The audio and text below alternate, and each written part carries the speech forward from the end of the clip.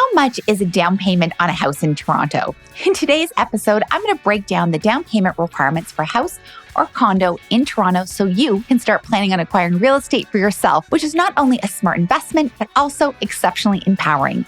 Owning property gives you a sense of independence and freedom and is one of the best ways to acquire wealth over time. My name is Kori Marin. I'm a real estate broker and co-founder of Fox Marin Associates, a boutique real estate brokerage located in downtown Toronto. This is my personal playlist on our channel, Real Estate Confessions, a video podcast for your unasked property questions. Here, I will answer all the questions you are afraid to ask, just one episode at a time. So today, we're going to talk about down payments.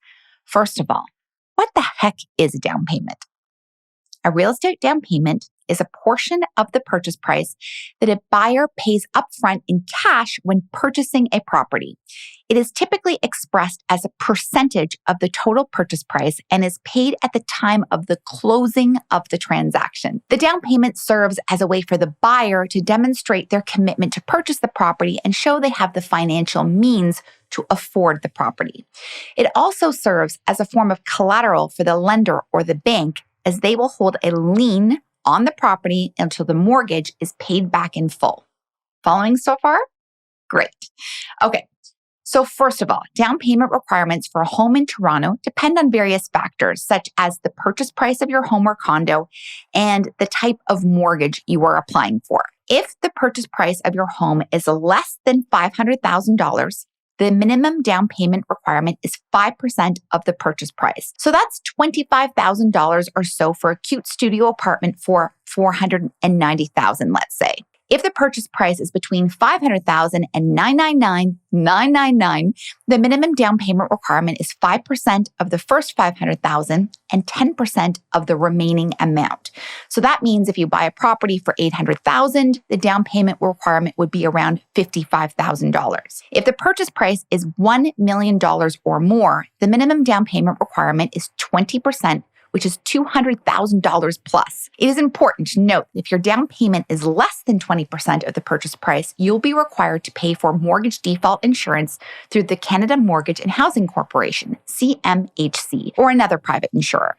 The cost of this insurance is based on the size of your down payment and the purchase price of your home. Make sense? So the very first thing you want to do is speak with a mortgage specialist or mortgage broker to determine what you can afford, your specific down payment requirements, and what options you have.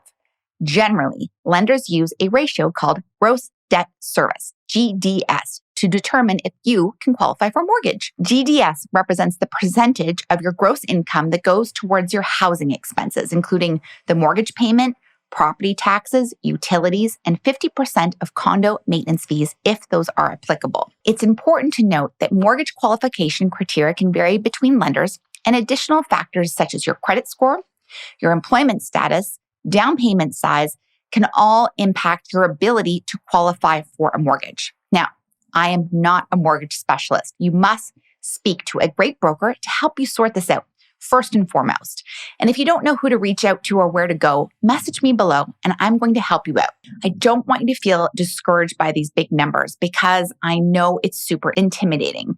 But I also want you to know that you need to start somewhere. I also know that a lot of your friends and family members have the bank of mom and dad helping them out, which is mega annoying for you. Not everyone has parents that can buy them a condo or house. I hear you.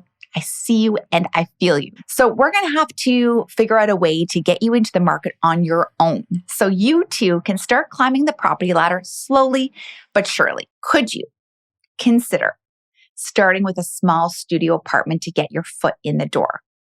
Studio apartment in Toronto is a self-contained living unit that typically consists of one large room that serves as the living area, the dining room, and the bedroom. The kitchen area is often a separate space, but it also might be incorporated into the main living area. The size of the studio apartment in Toronto can vary, but they're generally smaller than a one-bedroom apartment, and they range between 300 to 500 square feet. Year to date in Toronto, there have been 60-ish studios that have sold in the area for an average of $450,000. So that means you need just under $23,000 for a down payment, plus insurance and land transfer taxes, which we'll talk about in another episode. So this is my ask. Is it possible for you to save $500 a week to save for a down payment with your current salary? And if not, would you consider a part-time job that makes you an extra $500 per week?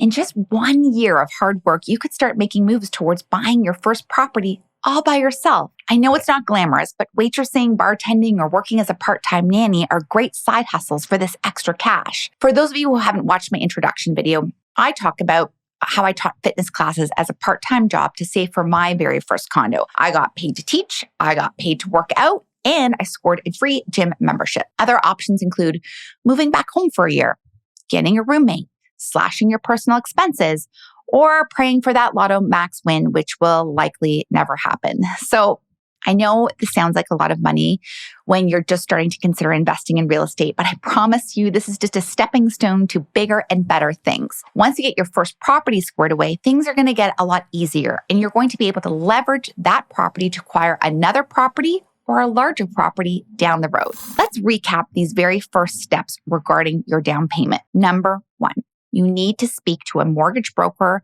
or a mortgage specialist to understand what you can afford and what type of down payment you need. Message me or comment below if you need help with this. Step number 2, you will likely need to come up with a savings plan and a way to pay off some debt. I also had to do the same thing, and I cannot say it was very fun, but it was very, very worth it. Number 3, once you have an idea of what you can afford, I want you to come up with a target date to make your first big move. Remember, the market is going to appreciate faster than you can save money. So I wanted you to get on this sooner rather than later. Number 4, finally, I want you to acknowledge that it can be a lot of hard work and very hard to watch all your friends buying condos and houses, and you feel like you're the last person in the world living with a roommate in your friend's circle. Trust me, I know this too.